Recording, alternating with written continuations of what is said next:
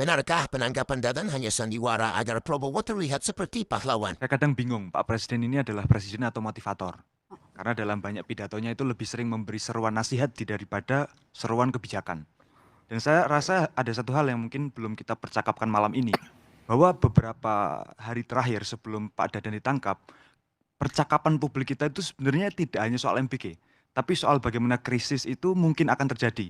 Soal dolar yang naik, soal bagaimana IHSG itu turun sedemikian rupa, tapi mendadak hilang ketika Dadan ditangkap. Saya kira ada satu hal yang bisa jadi indikasi bahwa ketika yang terjadi hanya ganti pemain, ada dua hal. Yang pertama ini soal memindahkan medan konflik. Bahwa sebelumnya orang itu menyerang presiden sebagai orang yang sangat bangga terhadap MBG. Kadang kita sebut beliau itu CEO MBG, yang menganggap NKRI ini cuma perusahaan MBG. Itu yang pertama. Yang kedua soal mengkambing hitamkan Pak Dadan. Supaya apa yang biasa dilakukan Pak Prabowo terjadi. Pak Prabowo itu kan punya mentalitas Mesias. Jadi beliau itu kalau tidak jadi juru selamat tidak keren.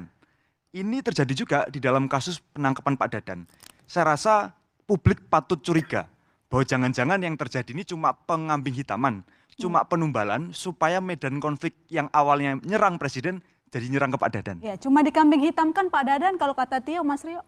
Jadi begini, ketika ada penyimpangan di dalam sebuah program dan itu diketahui oleh presiden dan presiden mengambil tindakan tegas untuk mencopot pejabat yang bersangkutan, saya bingung itu apa bentuk mengkambing hitamkan? Itu bentuk tindakan tegas bahwa presiden tidak memandang bulu.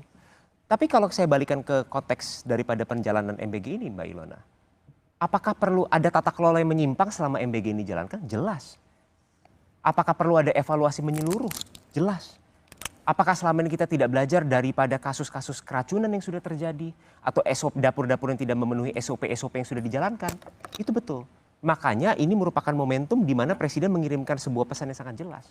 Oke. Program harus dijalankan dengan baik, dengan amanah, sesuai dengan peraturan yang berlaku. Oke. Tanpa pandang bulu sedikit. Baik.